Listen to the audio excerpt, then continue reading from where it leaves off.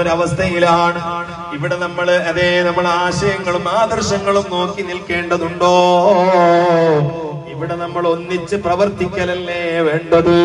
നമ്മൾ ഈ പ്രശ്നങ്ങളൊന്നും, ആന്തരികമായ പ്രശ്നങ്ങളൊന്നും ഇത്തരം പ്രശ്നങ്ങളുടെ മുന്നിൽ നമ്മൾ വെക്കേണ്ടതുണ്ടോ?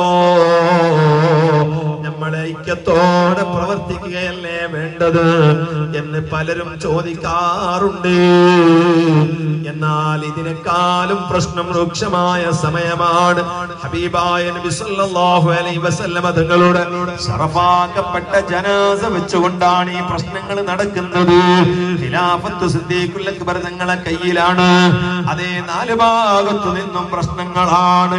മഹാനായ അബൂബക്കർ സിദ്ദീഖ് റളിയല്ലാഹു അൻഹു പ്രഖ്യാപിച്ചു, അതേ നബി സല്ലല്ലാഹു അലൈഹി വസല്ലം തങ്ങളുടെ കാലത്ത് നിങ്ങൾ ഒട്ടകം സകാത്ത് കൊടുക്കുമ്പോ അതിന്റെ കയറും കൂടി നിങ്ങൾ കൊടുക്കാറുണ്ടായിരുന്നുവെങ്കിൽ ഇപ്പോൾ അത് തരില്ല എന്ന് നിങ്ങൾ പറഞ്ഞാൽ ആ കയറിന് വേണ്ടി നിങ്ങളോട് യുദ്ധം ചെയ്യും കേട്ടോ.